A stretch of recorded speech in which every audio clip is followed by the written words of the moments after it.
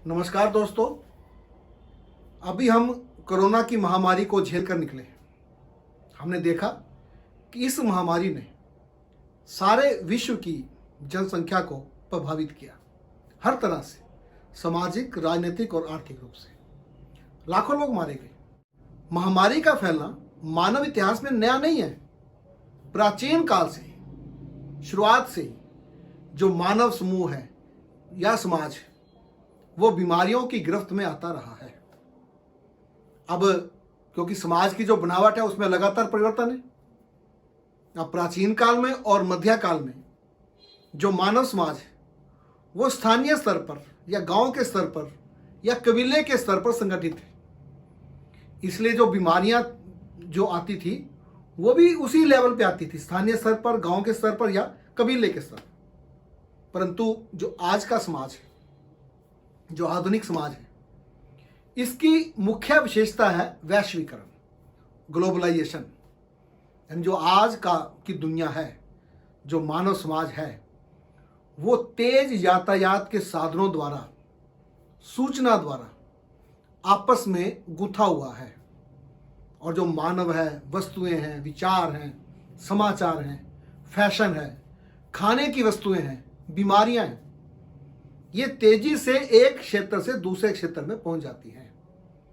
इसलिए जो महामारियां हैं वो विश्व स्तर पर फैलती। महामारियों के फैलने के दो तरीके होते हैं। एक, महामारी मानव से मानव में संक्रमित होती है, उसकी विनाश लीला ज्यादा भयानक होती है, वो तेजी से फैलती है, उसको नियंत्रण करना जो है वो मुश्किल होता है। दूसरी, जो किसी माध्यम से या पशु पक्षी या कीटों के माध्यम से, अब इसकी जो विनाश लीला है उसको जल्दी नियंत्रण में किया जा सकता है, किया जाता है। अब इसका तो एक सीधा उपाय है, उन पशुओं को, पक्षियों को या कीटों को मार दिया जाए या उनसे बचाव कर लिया जाए। मानव इतिहास में पहली बार एक बड़े क्षेत्र में फैली बीमारी का जो वर्णन है हमें 14वीं शताब्दी के मध्य में, जो भूमध्य सागर का जो क्षेत्र है यूरोप के अंदर, उसमें मिलता है। और जब ये इस बीमारी को जो है इतिहास में ब्लैक डेथ, काली मौतें के नाम से जाना जाता है। पूरे यूरोप के अंदर जो बंदरगाह शहर हैं या बंदरगाह शहरों को जो है गांवों से जोड़ने वाले क्षेत्र हैं, उसमें इस ब्लैक डेथ ने एक भयानक विनाश लीला की। मतलब कि इतना नुकसान हुआ कि यहाँ की जो जनसंख्या है वो 20% से लेकर 40% तक लोग जो हैं वो मौत के मुंह में चले गए। कई इतिहासकार जो हैं इसको 30% से लेकर 60% तक मानते हैं। अब इससे पहले जो बीमारियां हैं वो स्थानीय या लोकलाइज होती थी, लेकिन ये जो बीमारी है जिसको हम ब्लैक डेथ कह रहे हैं, ये एक बड़े क्षेत्र में फैली बीमारी थी, अफ्रीका, एशिया और यूरोप के हिस्सों में। ये बीमारी जो है वो व्यापारिक केंद्रों द्वारा और व्यापारिक मार्गों से तेजी से फैली। अब इसकी शुरुआत जो है वो क्रीमिया से। क्रीमिया जो है, यहाँ पर जो मंगोल व्यापारी हैं या जो मंगोल सैनिक जो यहाँ पर उन दिनों कब्जा करने के लिए जिन्होंने आक्रमण किया हुआ था, उनके द्वारा जो है वो यहाँ लाई गई। और उसके बाद ये बीमारी पूरे भूमध्य सागर में फैल गई। यानी जो ब्लैक डेथ, इसने 1347 ईस्वी में भूमध्य सागर में एंटर किया, सिसिली के रास्ते। अब जो सिसिली जो है ये इटली का क्षेत्र है, और यहाँ पर जो है जो जेनेवा के जो व्यापारी हैं उनका जो जहाज है वो जेनेवा का जो एक केंद्र है क्रीमिया के अंदर, कफा, ये वहाँ से अनाज लेकर चला। और उस अनाज के, उस जहाज के अंदर जो है संक्रमित चूहे भी थे। ये जो क्रीमिया का क्षेत्र है जिसमें कफा जो है वो पोर्ट है, बंदरगाह है, ये उस समय मंगोलों के नियंत्रण में थी। और यहाँ पर जो है यहाँ पर यूरेशिया के पार से व्यापारिक कारवां आते थे, जिसको हम रेशम मार्ग बोल रहे हैं। और इस तरफ से वेनिस और जेनेवा के जहाज आते थे, जो इटली के जो है प्रमुख जो नगर राज्य थे। अब इनके साथ ये जो बीमारी है, ये कफा से ये वेनिस और जेनेवा की ओर या यूरोप या भूमध्य सागर की ओर फैल गई। ये बीमारी जंगल की आग की तरह सारे Europe, France, Spain, Britain, Ireland, Germany, Scandinavia, Baltic state और इधर रूस तक भी पहुंच गई। पश्चिमी यूरोप के जो ये इलाके हैं, फ्रांस, स्पेन, ब्रिटेन, आयरलैंड, यहाँ पर इस बीमारी ने भयानक रूप से प्रभावित किया। 1347 में ही यह उत्तरी अफ्रीका भी पहुंच गई। यहाँ यह अलेक्जेंड्रिया से नील नदी की घाटी के किसानों तक होती हुई काहिरा तक पहुंच गई। अब मठों में, आश्रमों में, समुद्री जहाज़ों में जब एक व्यक्ति प्लेग की चपेट में आ जाता था तो सबके बीमार होने में देर नहीं लगती थी। लगभग प्रत्येक मामले में कोई नहीं बचता था। कई बार तो ऐसा हुआ कि जो समुद्री जहाज है, जब वो बंदरगाह के किनारे पहुंचे तो अधिकतर लोग जो हैं वो उसमें मरे हुए थे। ये एक खौफ, डर का माहौल जो है वो बन गया। अब जो लोग हैं वो महामारी से डरकर अपने स्थानों को छोड़कर दूसरे क्षेत्रों में जाने लगे, भागने लगे। अब जब वो दूसरे क्षेत्रों में गए तो महामारी भी उनके साथ जो है उन क्षेत्रों में पहुंच गई। अब वो समझ नहीं पा रहे थे कि ये बीमारी क्या है। अब इस बीमारी में क्या हो रहा था, जो त्वचा है उसका रंग काला हो जाता था, बुखार होता था, जोड़ों में दर्द। अब इसलिए जो है इसका जो नाम है, इसको उपमा दी गई बीमारी को, ब्लैक डेथ, त्वचा के काले रंग होने की वजह से। इसको ब्यूबानिक प्लेग भी कहा जाता है।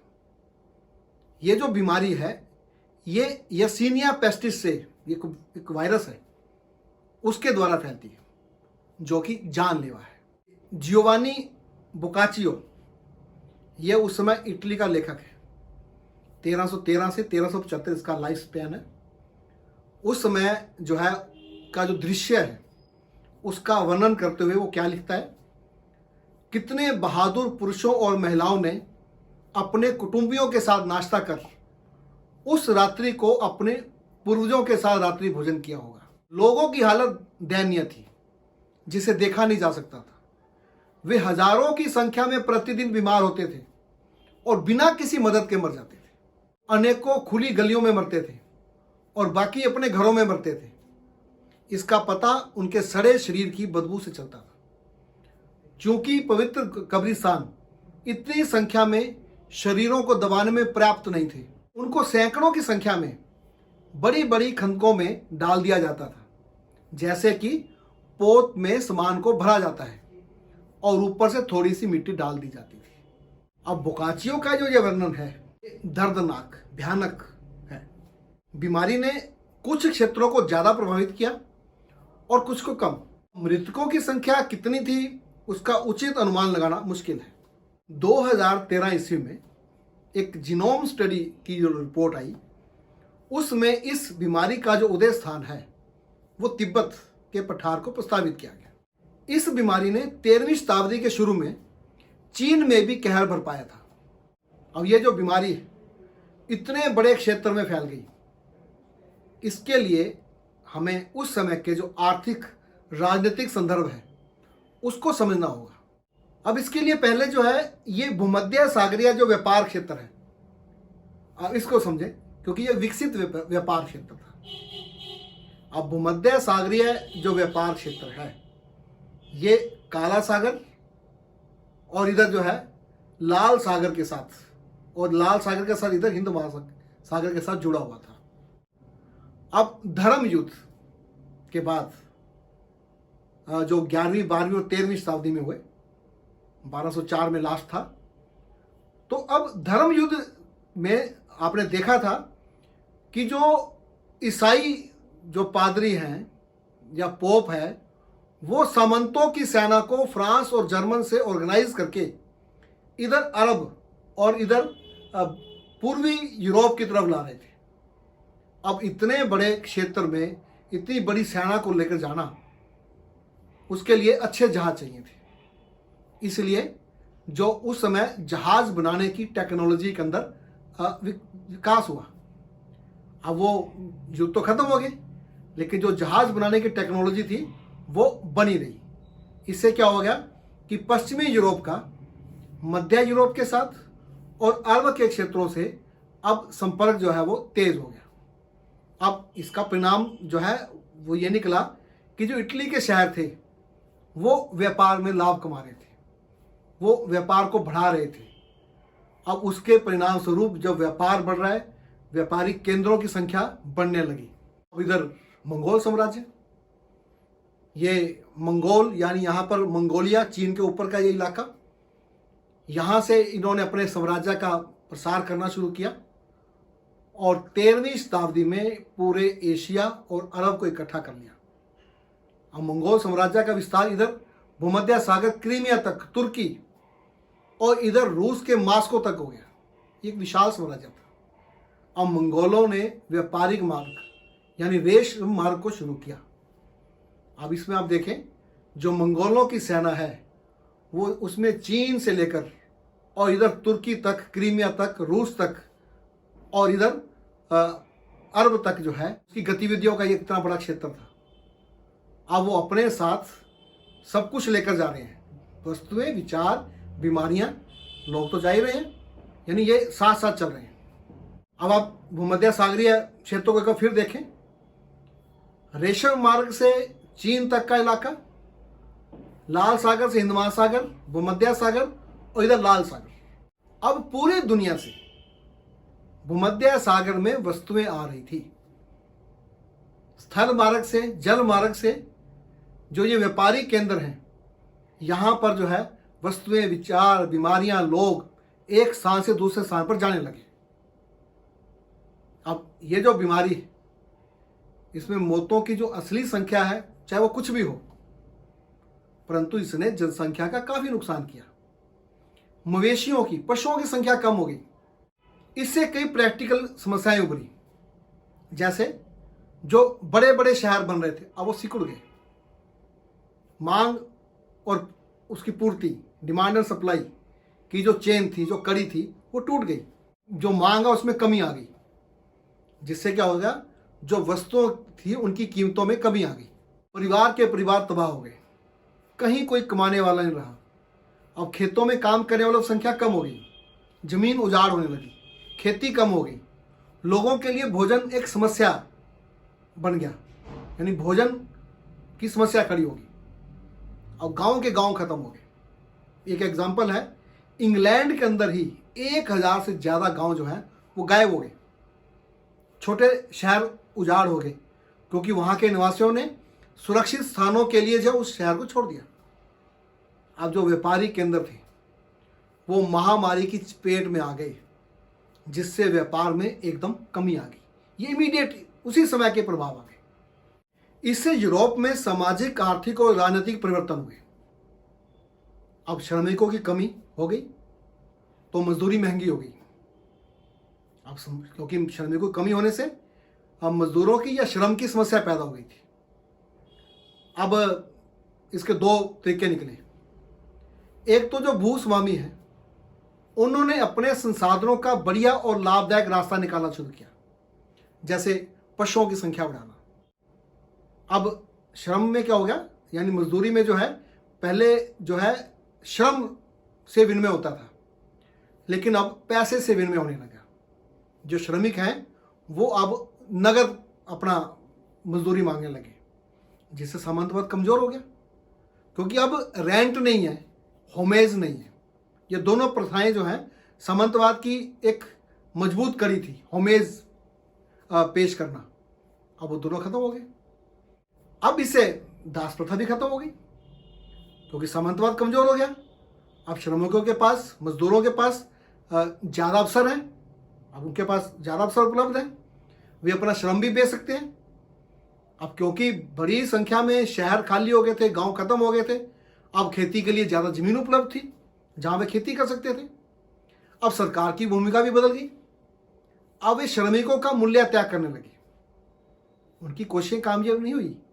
अब इससे पहले क्या था, जो अभिजात वर्ग था या चर्च थी, उनको खेतों से या कृषि से, किसानों से, कृषि दासों से एक नियमित आय उनको प्राप्त होती थी। एक पूरा एक सिस्टम एक जो है वो बना हुआ था, जो हम सामंतवादी प्रणाली कर रहे हैं।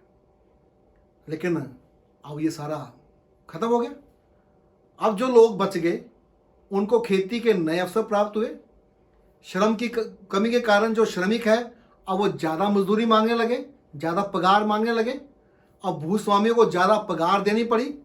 अब इंग्लैंड में जो मजदूरों, खासकर जो कृषि के अंदर जो मजदूर लगे थे, उनकी भारी मांग हो गई। अब उनकी भारी मांग के कारण उनकी जो मजदूरी की जो दर है वो 250% तक उनकी वृद्धि हो गई। अब इसका क्या परिणाम निकल रहा है?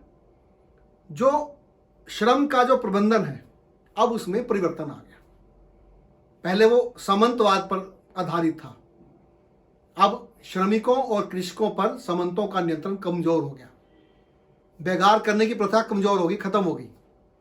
अब उसके स्थान पर एक लचीली और स्वतंत्र श्रमिकों का उदय हुआ। अब भूस्वामी जो थे या सामंत जो थे, उनको पुराने ढंग से नियंत्रित करना चाहते थे, जिससे जो यूरोप के जो क्षेत्र हैं वहाँ पर कृषक विद्रोह हुए। अब जो शासक हैं या सामंत हैं वो अपनी आमदनी जो है वो लूट पर उन्होंने बनानी शुरू कर दी, जिससे क्या होगा, सामाजिक अशांति फैल गई।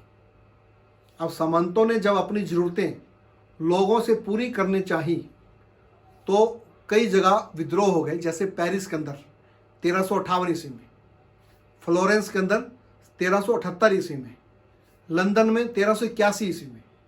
यद्यपि ये जो विद्रोह थे इनका दमन कर दिया गया, इनको दबा दिया गया, परंतु कृषकों ने यह सुनिश्चित कर लिया था कि दासता के जो पुराने दिन हैं, या ये कहें जो पुराने सामंती रिश्ते हैं, उनको फिर से लादा नहीं जा सकता।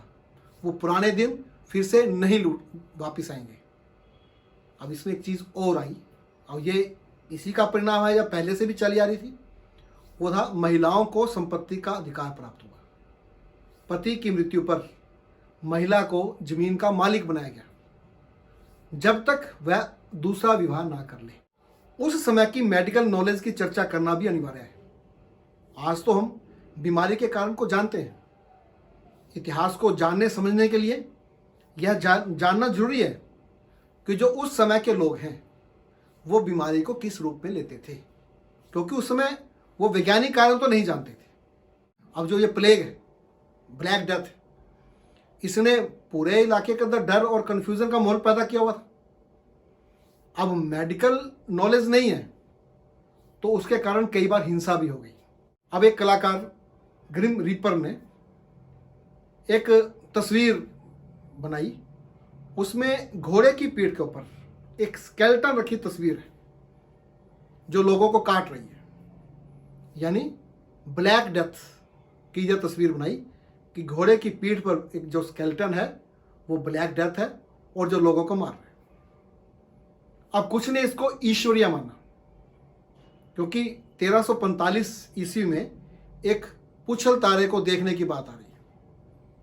अब जो पूछल तारा है, कोमेट, वो ईश्वर के द्वारा भेजा गया था और उसके बाद जो है ये ब्लैक डेथ आई।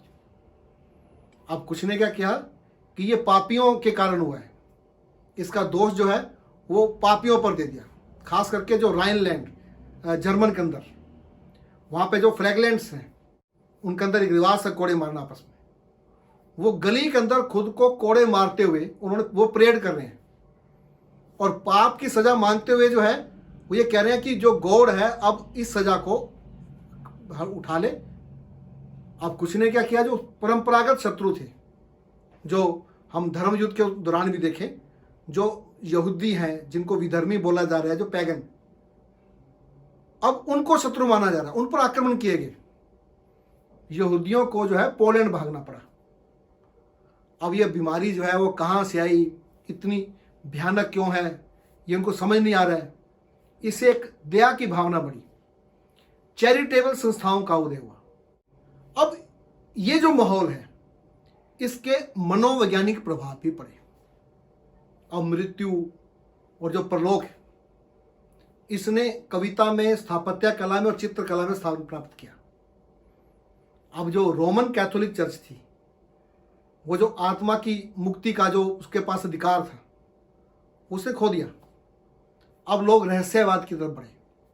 रोमन कैथोलिक चर्च के जो एक अथॉरिटी थी, लोगों ने उसके अलावा दूसरे रास्तों को भी देखना शुरू किया। इससे शिक्षा की व्यवस्था पर भी प्रभाव पड़ा। अब विद्यार्थियों को पढ़ने के लिए दूर नहीं भेजा जाता था, अब नज़दीक ही विश्वविद्यालय और महाविद्यालय खुल गए। अब इससे क्या हो गया, जो मध्यकालीन ईसाई धर्म है उसकी एकता पर इसका प्रभाव पड़ा। और ये वही समय है जब यूरोप के अंदर कुछ क्षेत्रों में राष्ट्रीय पहचान भी बनना शुरू हुई। अब बाद में जब थोड़ा समय और बीता, अब इसे चिकित्सा जो विज्ञान ज्ञान है उसको भी बढ़ावा मिला। यह पता लगा कि यह छूत की बीमारी होती है, ना कि किसी ग्रहों से या देवी प्रकोप से। अब प्रयोगात्मक विधि से जो है बीमारी का इलाज ढूंढा जाना शुरू हुआ, जिससे जो है जो ये प्रयोगात्मक पद्धति है इसने पुनर्जागरण में अपनी भूमिका निभाई। आपको वीडियो कैसी लगी आप कमेंट जरूर करें। चैनल के साथ बने रहें, चैनल को सब्सक्राइब करें और वीडियो को लाइक करें। आपका बहुत बहुत धन्यवाद।